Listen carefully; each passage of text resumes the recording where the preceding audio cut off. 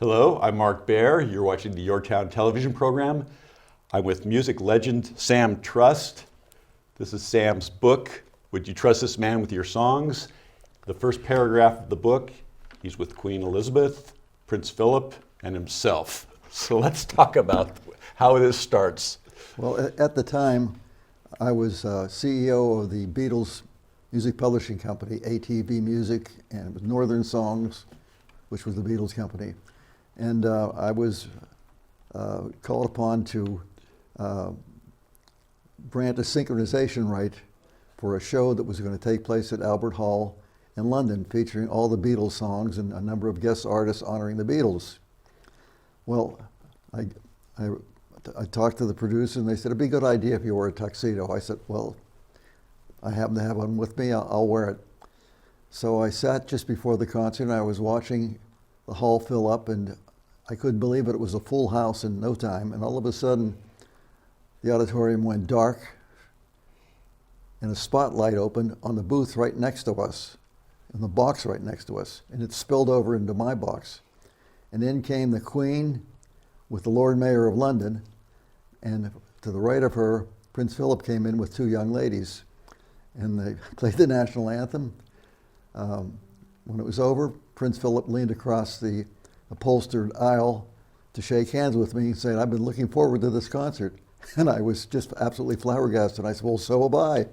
So we sat down and we started talking, and the Queen, seeing that Prince Philip and I were practically head-to-head talking, leaned across, looking at me, and she sort of waved her hand as if she knew me, and I just sort of waved back.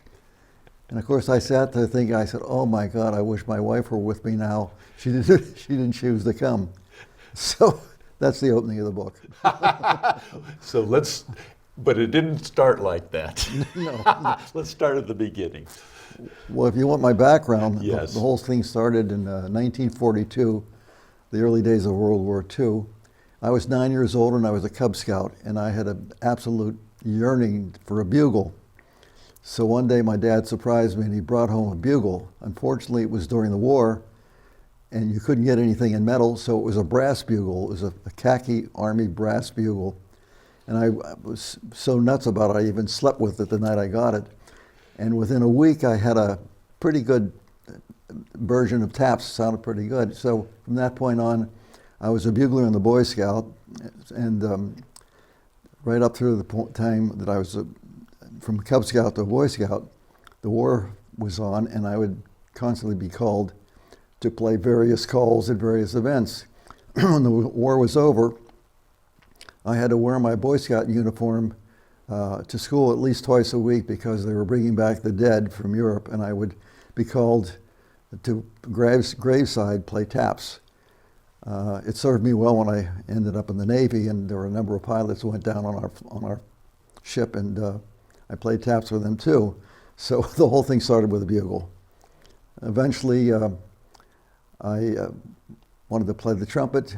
Didn't have much money, but I raised $25 and got a secondhand cornet. Started taking trumpet lessons. Ended up as the first trumpet in the high school orchestra, and then decided to go to further education. So I went to Cincinnati Conservatory of Music. During my senior year, one of the trumpeters in the Cincinnati Symphony was ill just before a tour. And fortunately, I was picked to go on tour with the Cincinnati Symphony, which was one of the highlights of my life. I really enjoyed that. Shortly after that, I got drafted into the Navy and wound up lead trumpet in the 7th Fleet Band, serving the Admiral of the 7th Fleet's aircraft carriers.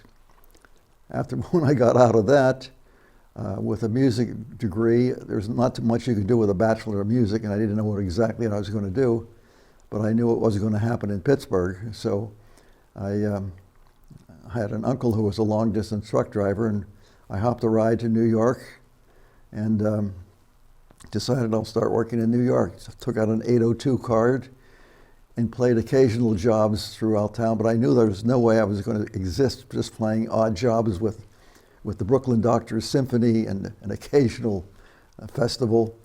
So I took a civil service test because I saw an opening in the music library. And so I got the job in the music library, and I got to the front desk. And I worked at the front desk, and I met a number of luminaries in the business just circulating music. And one of them was a girl by the name of Glantz. And I said, "Are you related to the famous Harry Glantz?" "Oh, you mean Uncle Harry," who was then the first trumpeter in Toscanini's orchestra. And I said, "I would sure love to study with Harry Glantz." So she says, "Well, I'll talk to him. I'll let you know." And 2 weeks later, she said, "Well, he's found some room for you." So I was over the moon. So I took lessons from Harry Glantz, which cost me $10 a lesson in those days. And I was only making $28 a week. So I moved into a settlement house, the Union Settlement House it was in Spanish Harlem, actually. And I had a room with a bed and a dresser, and in order to open the dresser, I had to get on the bed because it would, and there was no problem practicing, because at that hour, any hour, up to 3 in the morning, I could practice with my horn out the window. Didn't bother anybody. I took a number of auditions, and finally there was an opening in the Buffalo Symphony. I showed up for an audition with Sir Joseph Cripps, and it was for second trumpet in Buffalo, and 29 other trumpeters showed up. We all had to play the same thing, which was a beautiful solo from Parsifal. Well, I was number 4 on the list. The first 2 trumpeters came in, and I thought to myself, well, I can play it at least as good as them. The third trumpeter came in. He was just a little guy. He couldn't be more than 5'3", little skinny runt. He played that thing so beautifully it almost brought tears to my eyes. And I figured, wait a minute, if I have to beat this guy out to get second trumpet for 19 weeks at $90 a week in Buffalo, I'm in the wrong business. So when the maestro said, "Mr. Trust," I said, "Maestro, I'm not prepared." I put my trumpet in the case and left it there and left. And I figured, now what? I was living with a copyist who I went to school with in Cincinnati, and we were looking for a job. When I got back, he said, look, he had a newspaper, and he said, "Here's your job from the New York Times." And it said, "Wanted, music clerk, must have experience in library, background in popular music and concert music." And I said, "Deech," that was my buddy, I said, "It's got my name on it." So I went in, and fortunately the gentleman who interviewed me was a ensign at Great Lakes, and I was in the Great Lakes band, so we chatted about that. And he said, "We'll get back to you." And I said, "What do you mean you'll get back to me? You know damn well I'm the only guy that's suited for this job." And he said, No, we'll get back to you." Well, anyhow, I talked my way into the job, and I started out as a log checker, meaning when the station logs would come in, I would identify which ones were BMI and which ones were ASCAP. And I had a pretty good background at it because I had done a lot of dance band work, and I knew the fake book, which contained all the standards. So I had a pretty good idea as if it was an older song, it was ASCAP. If it wasn't, I better look it up. I moved up pretty quickly, and I became director of that whole department within about 3 years. And through lucky breaks and actually chutzpah, I moved upstairs and I became director of publisher relations. So I got to meet all the big publishers in the business. And it was through that time that I established a lot of good relationships throughout the industry with publishers. And during that time, I was offered a lot of jobs for publishing, and I didn't take any of them until I finally got a job offer, which I turned down 3 times, from Capitol Records. I went there and became president of their music publishing operation. Got successful in the first 2 years with a number of hits. Had a big hit with Glenn Campbell, "Try a Little Kindness," and then picked up a master on Anne Murray, which had Snowbird in it, which went to #1. And then we found a song on the album called "Put Your Hand in the Hand," and we plugged that very well. It became one of the top gospel songs of all time. And then I hired a guy who was a British guy by the name of Terry Slater, who was formerly a member of the Wrecking Crew. If you remember the Wrecking Crew in Hollywood, they did all the backgrounds for the top groups. And so he was tight with a lot of big artists, and one day he came in and he said, "Look, I need a few $100s for this demo. And I said, who's it for? He said, well, I think I can get it to Michael Jackson. I said, do it. So before you knew it, we had Michael Jackson's first single, which was Got to Be There. Although I was successful, the presidency of the company changed. He and I locked horns, and I walked out on a contract like a fool, didn't know what the hell I was going to do. So I said, okay, I formed my own company, which was Trust Music Management. And during that time, I was able to represent the Everly Brothers, Blood, Sweat, and Tears. And because of the connections I had made while I was running Beechwood with foreign publishers, when they heard I was going into business, they all offered me enough advances that I could stay in business.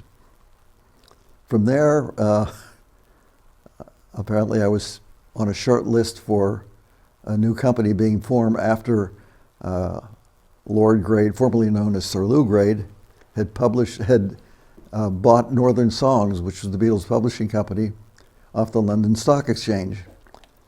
So he was forming a new company in the United States, and I was on a short list. I was interviewed, and then they gave me a first-class ticket to London. And I met Lou Grade, and we got along fine, and I became head of ATV, which owned the Beatles publishing, and I was there for 12 years. So you got the whole story. That's quite amazing. So let's talk about the Beatles, and let's talk about the John Lennon story particularly. Well, you have to understand, although I was at Capitol Records when the Beatles were still recording, I had nothing to do with them other than the fact that it would have been nice if they recorded any of the songs that we had in the catalog, which they didn't. While I was at Capitol Records, Lee Eastman, who was Paul McCartney's father-in-law, his daughter had married Paul, flew out, and I had been friends with Lee Eastman, who was a top copyright lawyer in New York. Had a lot of publishing, ownership in publishing and shows and what have you. And he came out, he says, all excited, he came and says, Sam, here's what's happening. The Beatles are breaking up, and Paul's going to business for himself, and we're starting a publishing company, McCartney Music. And both Paul and I want you to come back and run it. And I said, Lee, I just got here. I just signed a contract. I just put my kids in school. I can't. And he said, what are you talking about? This is Lee. I said, well, this is Sam. I can't do it. And so he said, I won't forget this. So that was my first relationship with the Beatles. I didn't take the job. When I took over the Beatles, it was in April of 1973, and they had already broken up. And I opened an office in New York, and when the office was opened, Yoko and Lennon had just broken up. We said we would keep an office open for Lennon. Even though they broke up, we still had continuing publishing rights for them, even though they broke up, for both Paul and John. So Yoko had an office in New York.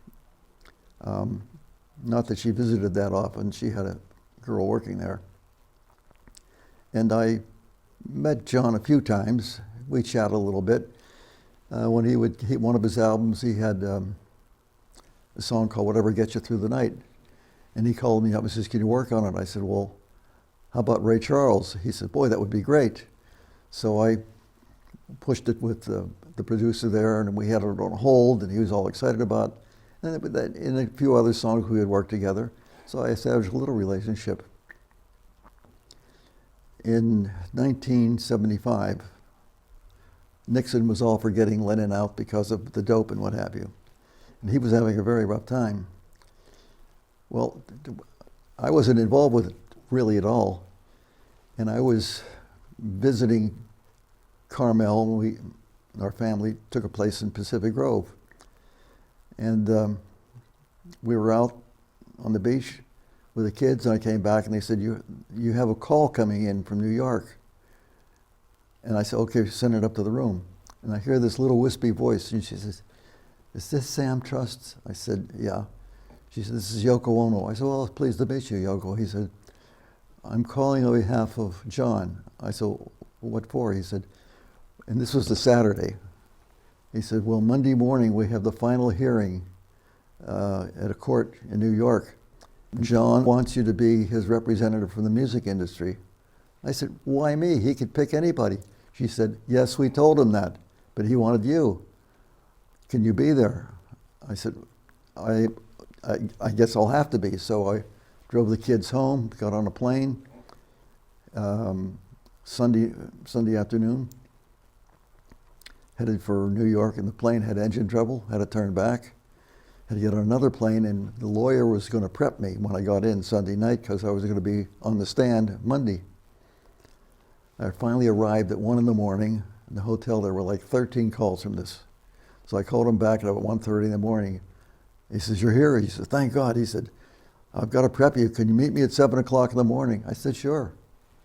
And I'll never forget this. I walked down the steps, and I see this guy nervously pacing, and I said, are you the lawyer for John Lennon? Yes. Who are you? I said, I'm the publisher, Sam Trust. He says, you're the publisher? I was expecting a little bald-headed guy with a cigar in his mouth. I said, is that your impression of a music publisher? So he says, oh, excuse me, I'm sorry. So he told me what was going on, and he told me all the witnesses that he had, and they were all picked by Yoko. Gloria Swanson, Aldo Rivera, a sculptor. He says, you're the only guy for the music. He says, well, you're all I've got. So each one of them testified. Gloria Swanson was asked how she knew John. She said, oh, I don't know John. I met Yoko in a health food store, and she buys all the right foods for John. And that was the kind of thing that was going. And of course, his lawyer was going like this every time, you know. So finally, they put me on the stand, and I'm the last one on the stand. And they said, what is your relationship to John Lennon? I said, well, I'm his publisher. And what does that mean? I said, well, you know, we work together just as I told you I'd work songs. Has he ever given you any trouble at all? I said, no, whatsoever. I said, he's been fine. We work together, and I say, no problem at all. So he said, why should we grant John Lennon a green card? I sort of smiled and started to laugh, and he said, what's so funny? I said, well, it's pretty obvious to me. And he said, what's so obvious? I said, well, the music business at this point is in the doldrums. An artist like John Lennon can bring it back and bring up the whole industry with one hit. So he said, so? I said, well, would you rather have all the money that John earns be centered in London or in New York? Dead silence. I looked at the attorney for Lennon. He went like that. And silence. The judge went down. Boom. I see no reason not to grant a green card. The trial was over, and John comes running up to me, hugs me, and says, Sam, I owe you. I said, you don't owe me anything. He said, oh, no, what do you want? I get your car. Whatever you want, you have. I said, nothing. He said, no, Sam, you got to take something. I said, John, I'm your I said, okay, here's what. On your next album, sign it, you know, for Jenny. Her name is Jenny, and sign one for my son, Ben. That's it? I said, that's it. So a few months later, they finished the album, and he even did a little cartoon on it, and he said, to my good friend Jenny and my good friend Ben, and underneath each one of them, in green ink, was a little flower, and it said, and Yoko Ono. And I figured, uh-oh, what's going to happen here? And from that point on, I could never get through to John. It was always Yoko. I said, let me talk to John. And she said, I speak for John. And boom. So that was the beginning of a strange relationship, and that was one of my experiences with the Beatles, probably the most important. I'm going to stop us right there. You're watching the YourTown television program. I'm with Sam Trust, and we're going to come back for segment 2.